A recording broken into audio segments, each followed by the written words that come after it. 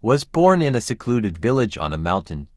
Day after day, my parents plowed the yellow dry soil with their backs towards the sky. One day, I wanted to buy a handkerchief, which all girls around me seemed to have. So, one day I stole 50 cents from my father's drawer. Father discovered about the stolen money right away. Who stole the money? He asked my brother and me.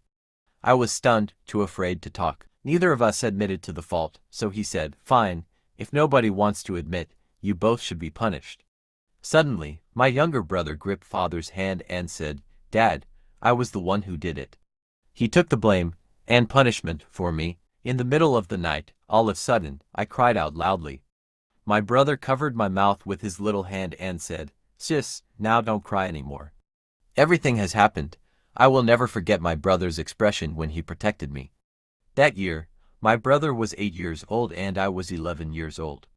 I still hate myself for not having enough courage to admit what I did. Years went by, but the incident still seemed like it just happened yesterday. When my brother was in his last year of secondary school, he was accepted in an upper secondary school in the central part of town. At the same time, I was accepted into a university in the province.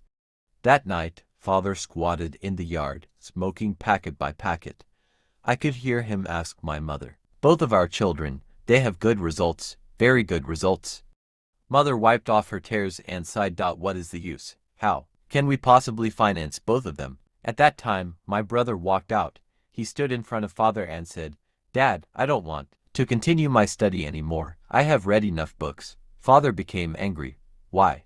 Do you have a spirit so weak? Even if it means I have to beg for money on the streets, I will send you to the school until you have both finished your studies. And then, have both finished your studies." And then, he started to knock on every house in the village to borrow money. I stuck out my hand as gently as I could to my brother's face, and told him, "A boy has to continue his study. If not, he will not be able to overcome this poverty we are experiencing." I, on the other hand, had decided not to further my study at the university. Nobody knew that on the next day, before dawn, my brother left the house with a few pieces of worn-out clothes and a few dry beans. He sneaked to my side of the bed and left a note on my pillow. "Sis, getting into a university is not easy. I will go find a job and I will send money to you." I held the note while sitting on my bed and cried until I lost my voice. With the money father borrowed from the whole village, and the money my brother earned from carrying cement on his back at a construction site, finally, I managed to get to the third year of my study in the university. That year, my brother was 17 years old and I was 20 years old. One day, while I was studying in my room, my roommate came in and told me, "There's a villager waiting for you outside." Why would there be a villager looking for me? I walked out, and I saw my brother from afar. His whole body was covered with dirt, dust, cement and sand. I asked him, "Why did you not tell my roommate that you are my brother?" He replied with a smile, "Look at my appearance. What will they think if they would know that I am your brother? Won't they laugh at you?" I felt so touched, and tears filled my eyes. I swept away dirt and dust from my brother's body, and told him with a lump in my throat, "I don't care what people would say. You are my brother no matter what your appearance." From his pocket, he took out a butterfly hair clip. He put it on my hair and said, "I saw all the girls in town are wearing it. I think you should also have one." I could not hold back myself anymore. I pulled my brother into my arms and cried. That year, my brother was 20 years old and I was 23 years old. After I got married, I lived in the city.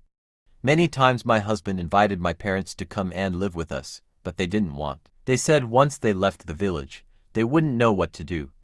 My brother agreed with them. He said, "Sis, you just take care of your parents-in-law. I will take care of mama and dad here." My husband became the directors of his factory. We asked my brother to accept the offer of being the manager in the maintenance department.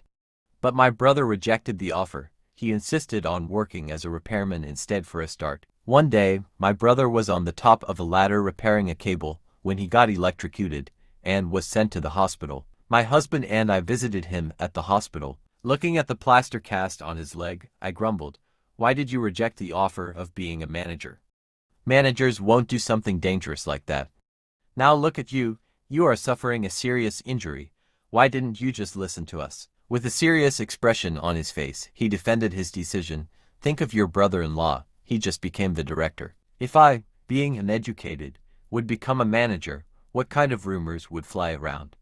My husband's eyes filled up with tears, and then I said, but you lack in education only because of me. Why do you talk about the past? He said, and then he held my hand. That year, he was 26 years old and I was 29 years old. My brother was 30 years old when he married a farmer girl from the village. During the wedding reception, the master of ceremonies asked him, "Who is the one person you respect and love the most?" Without even taking a time to think, he answered, "My sister." He continued by telling a story I could not even remember. When I was in primary school, the school was in a different village. Every day, my sister and I would walk for 2 hours to school and back home. One day, I lost one of my gloves. My sister gave me one of hers. She wore only one glove and she had to walk far. When we got home, her hands were trembling because of the cold weather. She could not even hold her chopsticks. From that day on, I swore that as long as lived, I would take care of my sister and would always be good to her. Applause filled up the room. All guests turned their attention to me. I found it hard to speak. In my whole life, the one I would like to thank most is my brother. And in this happy occasion, in front of the crowd, tears were rolling down my face again. Moral: love and care for the one you love every single day of your life. You may think what you did is just a small deed, but to that someone, it may mean a lot. Some relations are made to be last longer, but they still need to be nurtured with love and care.